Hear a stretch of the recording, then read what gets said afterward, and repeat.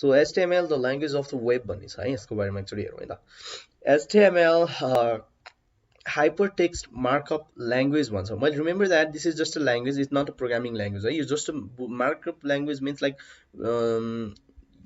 यो चाहिँ तिम्रो ब्राउजरले बुझ्ने ल्याङ्ग्वेज हो के It is a text markup language used to create HTML document for the internet. HTML is the set of logical code or tags.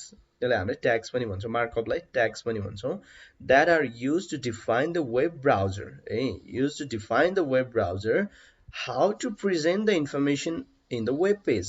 So web page मा चाहिँ कसरी देखाउने त तिम्रो त्यो वर्डहरुलाई कसरी देखाउने त यो टेक्स्टहरुलाई यसलाई चाहिँ हाइलाइट गरेर देखाऊ यसलाई चाहिँ यस्तो गरेर देखाऊ यसलाई यस्तो देखाऊ यो इमेज यसरी राख या इमेज राख हैन सो इच एन्ड एभ्री कुरा कसरी देखाउने भन्ने छ नि त्यसलाई चाहिँ हामीले HTML भन्छौं It can be applied and embedded into the text to add formatting, links that constitutes the appearance of the web document and the information. It is interpreted by web browser. Browserले बुझ्छ. The web browser software that runs the web client user computer मा चाहिँ तिम्रो run हुन्छ and it interprets HTML text to display the content of the web page. HTML is platform independent language. यो चाहिँ यही प्लेटफर्ममा हुनुपर्छ. प्लेटफर्म मीन्स लाइक यो चाहिँ विन्डोज के लागि मात्रै हो यो चाहिँ अरुमा काम गर्दैन भन्ने हैन. यो चाहिँ तिम्रो एन्ड्रोइडमा पनि काम गर्छ, तिम्रो यसमा वेबसाइटमा पनि काम गर्छ हैन, तिम्रो जुनमा पनि काम गर्छ. It is not a programming language. Remember that it is not a programming language like C, C++, Java and basics. You know?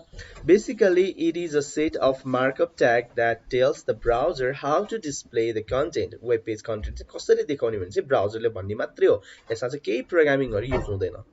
है सो रिमेम्बर दैट कुनै पनि प्रोग्रामिङ युज हुँदैन. खाली यसमा के हुन्छ भने कसरी चाहिँ पेजमा कन्टेन्टहरु डिस्प्ले गर्ने भन्ने कुराहरु मात्रै यसमा हुन्छ. यसमा कुनै पनि लजिक्सहरु यसमा चाहिँ त्यो तिम्रो चाहिँ के भन्छ प्रोग्रामिङहरु चाहिँ युज हुँदैन है. Some popular markup languages are DHTML, SGML, Standard Generalized Markup Language, XHTML, Extended Markup Language, XML, Extensible Markup Language, यिनीहरु भन्ने छ है. So यो बनाएको कसले भन्दाखेरि Tim Berners-Lee developed HTML in 1990 at CERN, Census European for La Research Nuclear something है. The European Particle Physics Laboratory in Geneva, Switzerland. In 1994 September, World Wide Web W3C was formed. Consortium was formed and this is the body which controls the HTML at present. So HTML अब तिम्रो markup language त भयो हैन ल्याङ्ग्वेजले control गर्नु पर्ने like यसले यो गर्ने भनेर एउटा चाहिँ बनाउनु पर्ने स्ट्यान्डर्ड हैन त्यो स्ट्यान्डर्ड भनेको चाहिँ W3C ले बनाउँछ के है यिनीहरुले चाहिँ तिम्रो चाहिँ कन्ट्रोल गर्छ HTML को कुरा ट्यागहरुलाई हैन.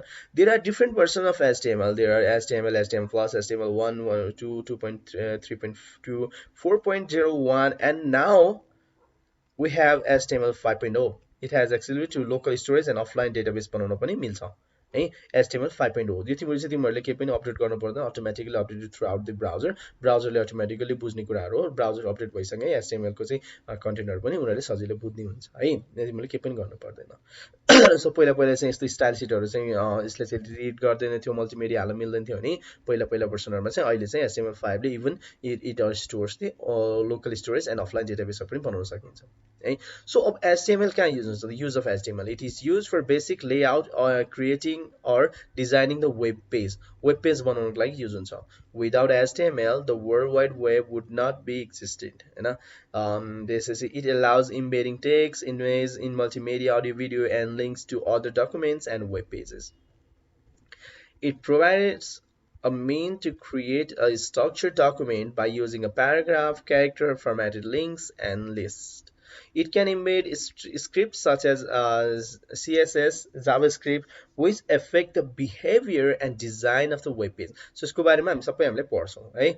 So advantages हेरौँ, it is highly flexible and user friendly. It is open technology that support almost all web browser and platform. It is efficient and reliable. It is easily understandable and does not require long time training चाहिँदैन. Free online tutorials are available. It is designed with the feature of interaction between web pages, which makes it effective and provides a search engine compatible. It is easier to maintain and update. It does not involve overhead on the server मा overhead problem हुँदैन. So HTML web pages, it takes less time to load हैन. त्यसपछि HTML validation another important key factor हैन. Validation means like कुनै एउटा फर्महरु feel up गर्यो भने त्यो फर्महरु चाहिँ तिमीले खाली छोड्न पाउँदैन भनेर कहिलेकाहीँ एरर आइरहन्छ. त्यसमा इमेलहरु हाल्ने इमेल हाल्नुपर्छ लेख्नुपर्छ भने चाहिँ आइरहन्छ नि. त्यो भनेको चाहिँ एउटा भ्यालिडेसन हो हैन.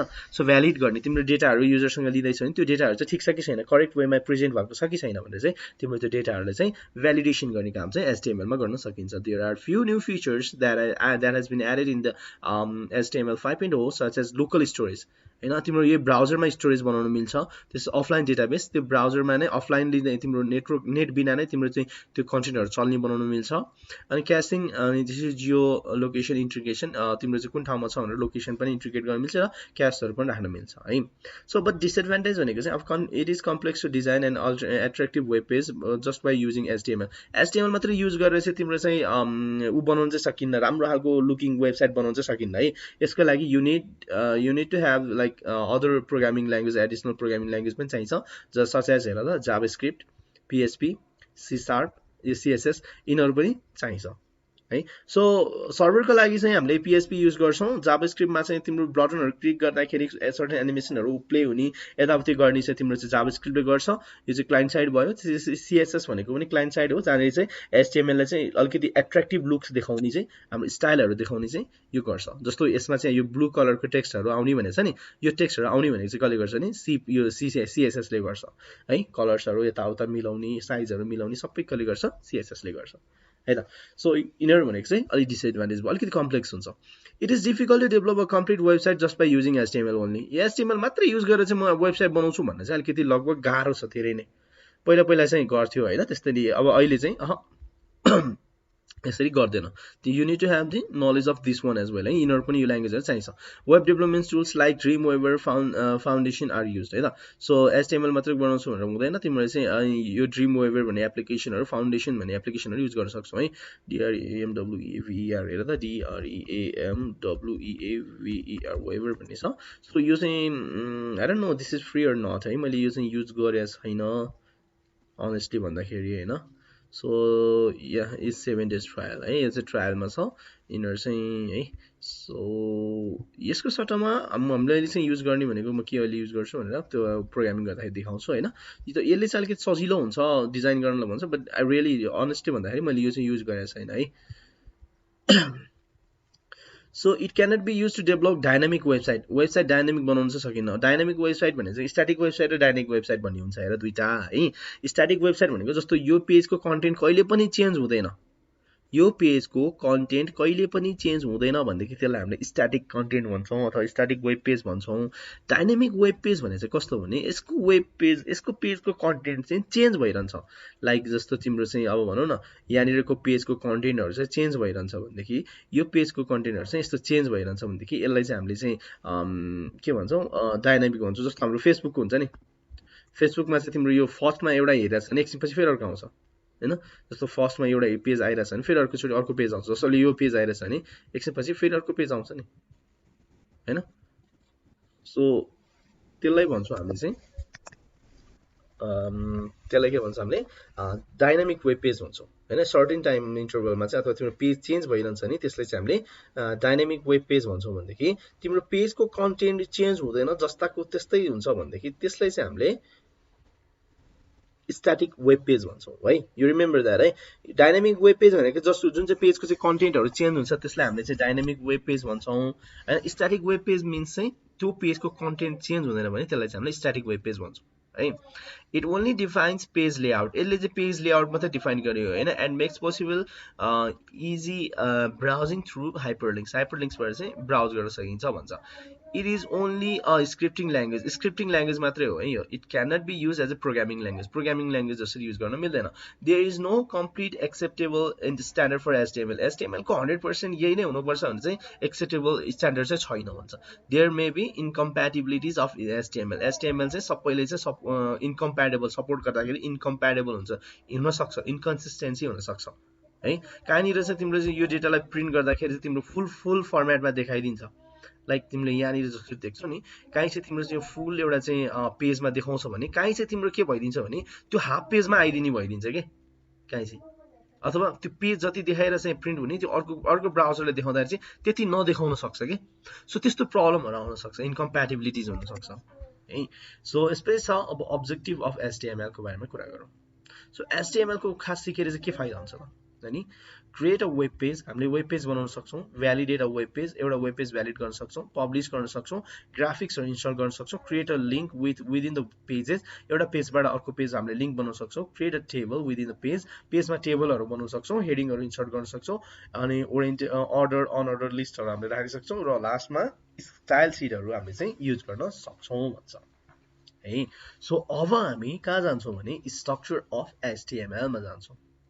र अब यो स्ट्रक्चर अफ एचटिएमएल सुरु गर्नुभन्दा अगाडि तिमीहरूलाई चाहिने सफ्टवेयर के हुन्छ भने त्यसको बारेमा कुरा गरौँ है त. सो फर्स्टमा तिमीहरूले युज गर्नुपर्ने सफ्टवेयर भनेको चाहिँ एउटा सजिलोको लागि है भिजुअल कोड स्टुडियो भन्ने छ है. सो code.visual studio भन्ने छ, डाउनलोड दिस वान है. भिजुअल कोड स्टुडियो भन्ने एउटा तिम्रो चाहिँ सफ्टवेयर छ, यो युज गर तिम्रो चाहिँ यो चाहिँ प्रोग्रामिङको लागि. यसबाट तिम्रो चाहिँ जुनसुकै प्रोग्रामिङ पनि लगभग गर्न मिल्छ है. यसको चाहिँ यस्तो हुन्छ, भिजुअल कोड स्टुडियो भन्ने छ.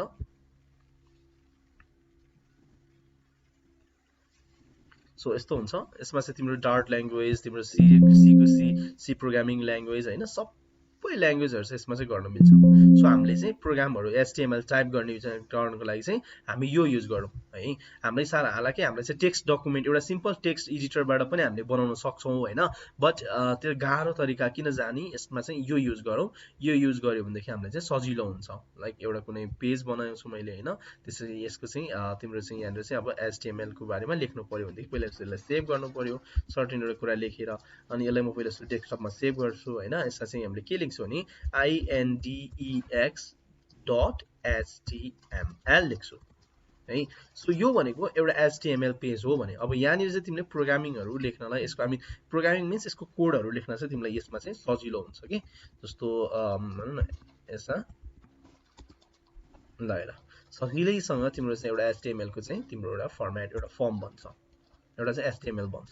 सो यो भनेको एउटा बेसिक स्ट्रक्चर अफ एचटिएमएल. अब हेर त तिम्रो यहाँ बुकमा देखाएको स्ट्रक्चर, हेड हुन्छ, एचटिएमएल हुन्छ, हेड हुन्छ, टाइटल हुन्छ, बडी हुन्छ, जुन छ तिम्रो यहाँनिर एकैचोटि यो चाहिँ बनाउन सजिलो हुन्छ है. सो युज दिस वान है, यो प्रोग्राम युज गर. तिम्रो चाहिँ यसलाई हामीले चाहिँ भिजुअल कोड स्टुडियो भन्छौँ. यसमा अरू पनि छ, लाइक नोटप्याड प्लस प्लस भन्ने छ, नोटप्याड प्लस प्लस यो युज गर्न पनि सक्छौ तिमीहरूले है. यसबाट पनि तिम्रो टेक्स्टहरू चाहिँ तिम्रो चाहिँ उहरू लेख्न मिल्छ, यसमा पनि मिल्छ. अर्को छ सबलाइम भन्ने छ, SUBLIM सबलाइम.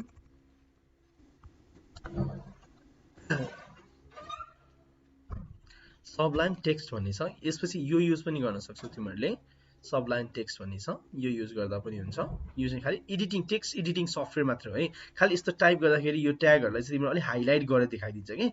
यसमा हेर त, जस्तो यहाँनिर यो ट्यागहरू जुन चाहिँ यसलाई भन्छ है, यो जुन चाहिँ एचटिएमएल मार्कअप भन्छ नि, यो हो मार्कअप भनेको, यो ट्याग्सहरू हो है. यो ट्यागहरूलाई चाहिँ हामीले चाहिँ मार्कअप भन्छौँ. यस्तो खालकोलाई चाहिँ ट्यागहरूलाई चाहिँ यसले हाइलाइट गरिदिन्छ कि छुट्टै अलिकति है. यहाँ हाम्रो तिमीले लेखेको कुराहरूलाई चाहिँ यस्तो नर्मल लेख्छौ भने यस्तो ट्यागहरूलाई चाहिँ हाइलाइट गर्छ. सो यो हाइलाइटेड भएपछि यस्तो चिन्न अलिक सजिलो हुन्छ, त्यही भएर यो युज गर भनेको. Otherwise you can simply use, यो मात्रै युज गर्न मिल्छ. लाइक यो मात्रै भनेको के भन्दाखेरि यहाँनिर न्यूमा गयो, त्यसपछि हामीले चाहिँ हेर टेक्स्ट डकुमेन्ट भन्ने छ. सो यो मात्रै युज गर्न पनि मिल्छ. यसमा चाहिँ यसमा सिम्पली यसरी HTML लेख्यो अनि यो गर्यो, त्यसपछि यसमा /HTML लेख्यो, यो गर्यो, यसरी पनि गर्न मिल्छ. तर यहाँनिर चाहिँ यो हाइलाइटिङ हुँदैन कि, यो टेक्स्टहरू हाइलाइट हुँदैन। त्यही भएर यो हाइलाइटिङको लागि चाहिँ हामीले चाहिँ यो टेक्स्ट एडिटरहरू युज गर्छौँ है। सो त्यसको लागि तिमीले तिनवटा मध्ये जुन युज गरे पनि हुन्छ। यिनीहरू अरू पनि छ होइन, तर तिनीहरू चाहिँ अलिक सजिलो छ युज गर्नलाई, अनि त्यसको प्लगइनहरू पनि राम्रो छ है। सो युज रिकमेन्ड चाहिँ मैले यही गर्छु, तिम्रो चाहिँ कोड भिजुअल कोड भन्ने नै रिकमेन्ड गर्छु। यो राम्रो छ, सजिलो छ है यो गर्नलाई। अब यसमा चाहिँ स्ट्रक्चरको बारेमा कुरा आएर छ।